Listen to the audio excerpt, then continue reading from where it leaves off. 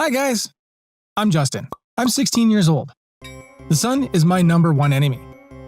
You know why? Because I'm allergic to it. I spend my life running away from sunlight. I have the most rare and dangerous type of sun allergy. I can only go outside at night. That's why I call myself the Son of Darkness. We found out about my allergy when I was 6. Until then, I didn't have any problems with the sun. We were on a picnic as a family. My sister and I were playing frisbee after lunch. We were throwing it back and forth. We'd been playing for a while when I noticed that my arms were itching. I tried scratching them, but when I did, they started turning red and hurting a lot. I ran over to my mom to show her the redness. She thought it was just sunburn. She was surprised because we'd put on sunscreen in the morning. Stay in the shade for a while. We'll put ice on it when we get home, she said. I did as she said. I sat in the shade under a tree. But the pain was only getting worse. I couldn't take it anymore and I started crying. That's when I realized my face was hurting as well. The salt in my tears was burning my cheeks. I ran to my mom again. She panicked when she saw me. I developed big red blots on my face. Some of them had even turned into blisters. We went to a hospital right away. That's when we found out that it wasn't just sunburn. The doctor said that I was allergic to the sun. I was going to have to keep away from sunlight for the rest of my life. In medicine, it's called solar urticaria. They don't know what causes it. The immune system reacts to the ultraviolet rays emitted by the sun. Like all allergies, it can range from mild to severe. Like I said at the beginning, mine is the worst kind. I'm not supposed to be exposed to sunlight for even a minute. My whole life changed in an instant.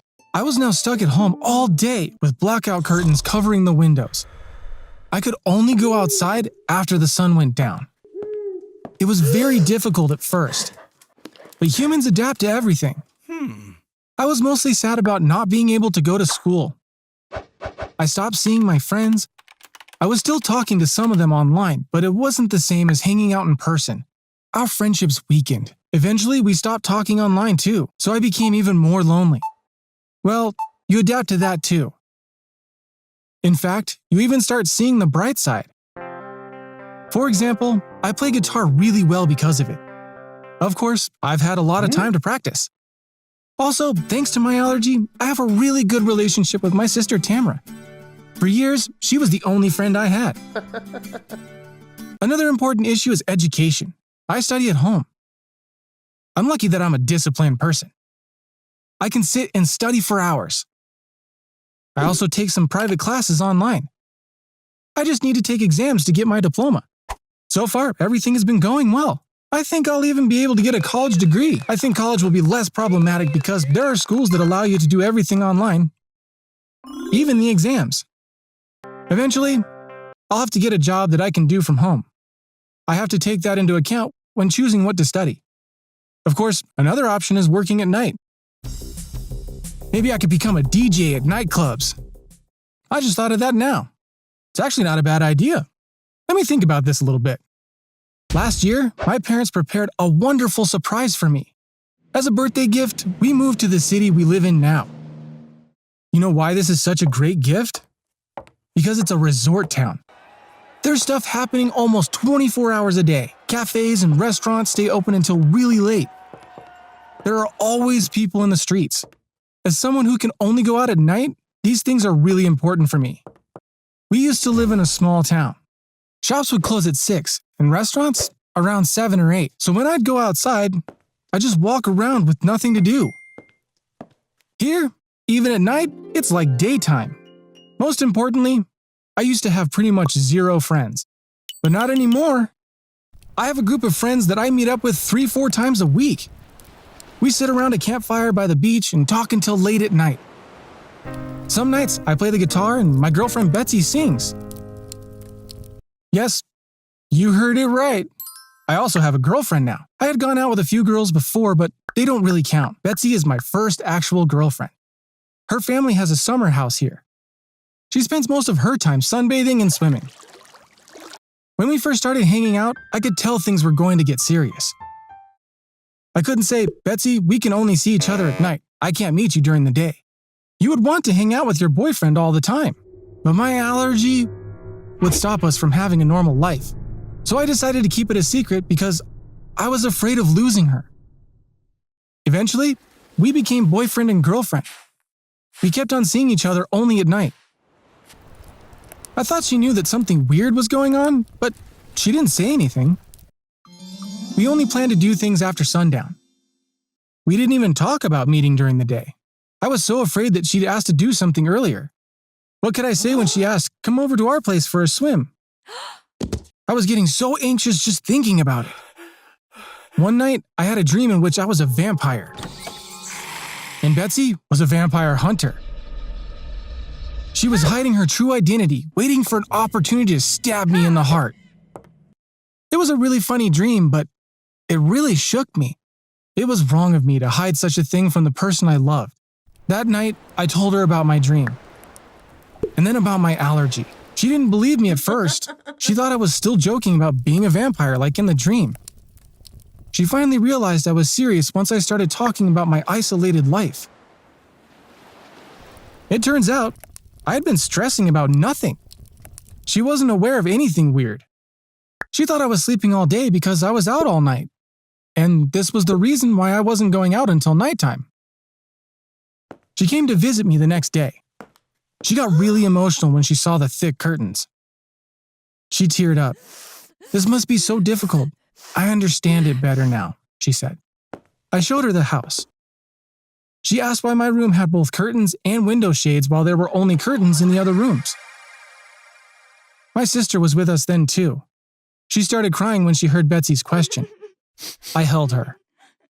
It's something that happened years ago, but Tamara still gets upset about it. She was just a kid when it happened. Like I said, Tamara had been my only friend for many years. We'd play together all day. She loved hiding somewhere and scaring me. Yeah. One morning, she came into my room, saw that I was still asleep, and hid behind the curtains. She tried scaring me by making weird sounds, but I was sleeping too deeply and didn't hear her. So she finally got bored and left. But as she came out from behind the curtains, she accidentally opened them. I didn't have window shades then. The sun hit my face through the gap. I ended up being exposed to it for an hour. When I woke up, my face was all red and swollen. I felt that something was off, so I touched my face and it hurt really bad. I screamed really loudly. My mom ran to my room. She called my doctor when she saw my face. The doctor arrived and tried to make me feel better. She said that I had dodged a bullet this time. Apparently, sun allergy can cause the trachea to swell, which leads to difficulties in breathing for some people. I never had such a problem, but since I was exposed to the sun for so long that morning, it was a matter of minutes until I had trouble breathing. There was even the possibility that I would never wake up. My sister still feels guilty about that day. So that's why my room now has window shades in addition to curtains. You might be wondering if I'm getting treatment. Like I said at the beginning, there are different types of sun allergies. There are some medicines that can help alleviate the symptoms, but those don't help me because my allergy is so severe. I'm very unlucky in that. I had a really good doctor where we used to live. He really wanted to help me and try different treatments. One of these was using an ultraviolet lamp in order to get my body accustomed to such rays. It's called phototherapy. It made a lot of sense to me and I got my hopes up, but nothing changed after months of treatment. So I got really depressed. I decided that I didn't want to be disappointed like that again. I resolved to plan my life to keep on living the way I do now. In the future, if they do find an advanced cure or treatment for what I have, of course I'd give it a try, but I don't think that's likely to happen. Still, you should always have some hope and be grateful for what you have. There is a genetic disorder called XP, which has been the subject of movies. It's a 1 in a million disorder. People with this condition can't go out in the sun just like me, but in their case, the sun can cause terrible things like blindness and deafness, and their average lifespan is 35. They usually die at a very young age. When you think about it, we have the same problem, not being able to go out in the sun.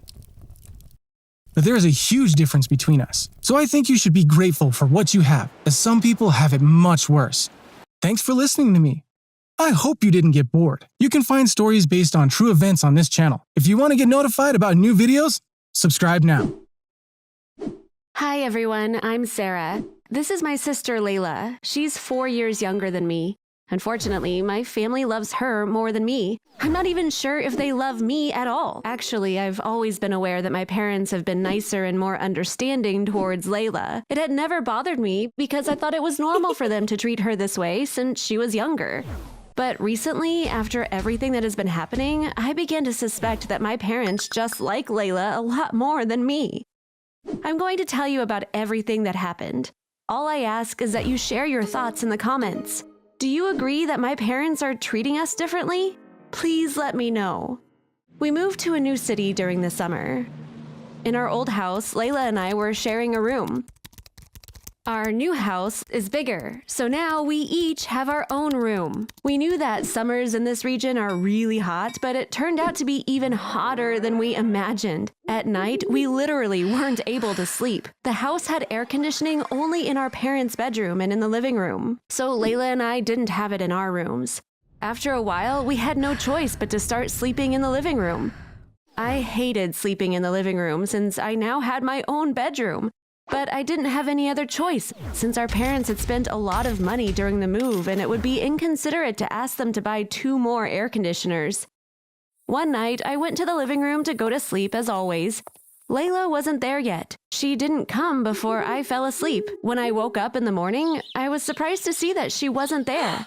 On my way to the bathroom, I could hear that she was in her room. She was doing a TikTok. I went into her room to ask how she'd slept at night in the heat. And guess what? It wasn't hot there. Of course, I was surprised. I looked up and saw the AC unit on the wall. Yes, my parents got her a brand new air conditioner that made her room nice and cool. So she was able to sleep like a baby in her own room that night. Of course, I was really mad. My mom and dad were having breakfast. I asked them why only Layla had gotten an air conditioner. Very calmly, my dad explained, "Your sister told me she wanted to sleep in her room and asked me if we could get her an air conditioner. So I went and got one for her. They installed it while you were at school." I began to tell him, "Dad, I live here too. You know that I don't like sleeping in the living room either." My mom quickly said, "We would have gotten you one if you'd have asked for it." So I said, "Let's get one then." And Dad said, "It might be difficult for us to buy it this month, but let's talk about this again next month." I didn't want to argue with them about it, but they were obviously playing favorites, and now they were babbling irrationally to cover it up. Like I said in the beginning, they had always been nicer to Layla, but this time what they did went way beyond that.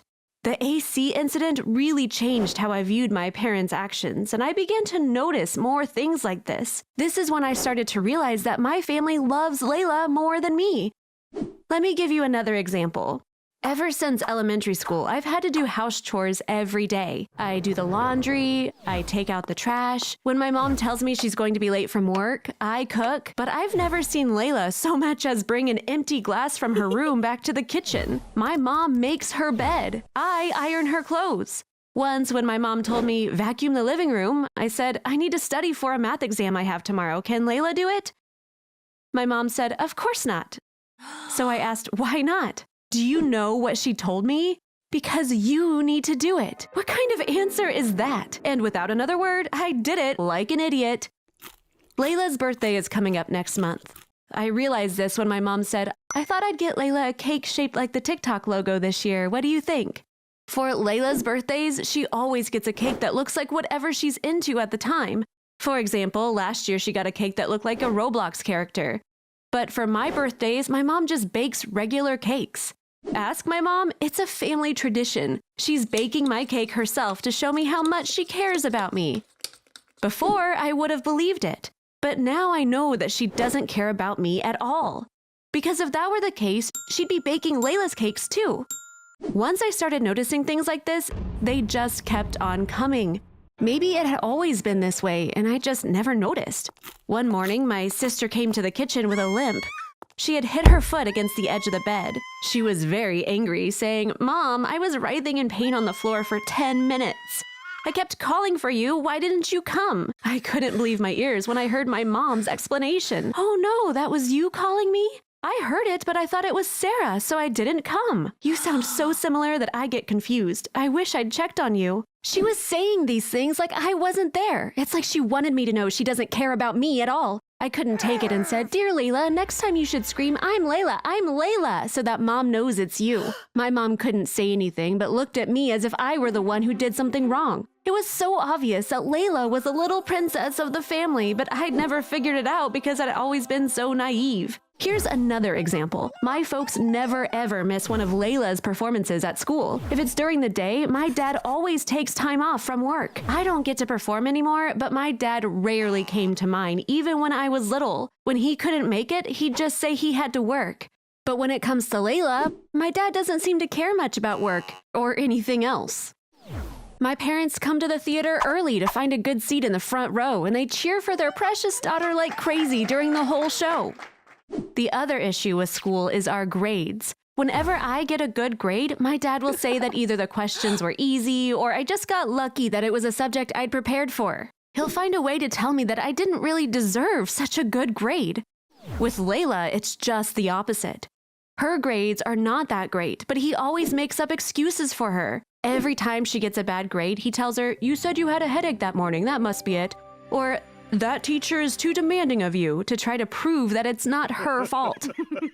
Things like this kept happening, and it made me really upset. I got hung up on stuff that I wouldn't normally care about. I had to find a way to solve this problem. I found a website that provides therapy online and signed up. It wasn't very expensive. I saved up my allowance for a while and got an appointment with a therapist from the site. We did a video call that lasted an hour. I told her about everything I'd been through. At the end of the session, she said, "Sarah, you can't solve this problem alone. Neither I nor another therapist can help you. You need to face your parents and tell them everything like you just told me. If they love both of you equally, which I believe is the case, they will have to convince you. Or you could be right and they might be favoring your sister without being aware of it.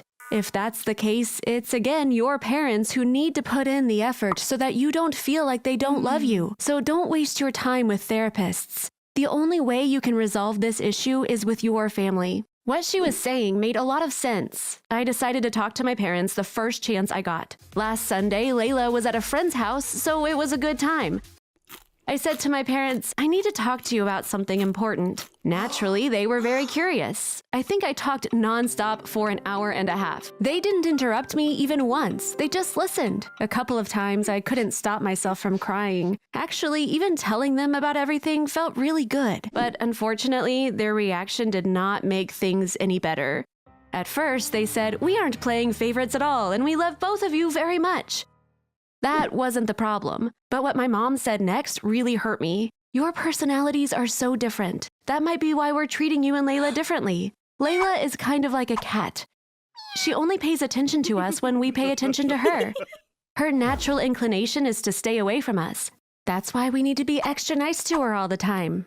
Your personality is just the opposite." I turned red with rage when I heard that last sentence. I knew what she was saying, but I pretended I didn't understand.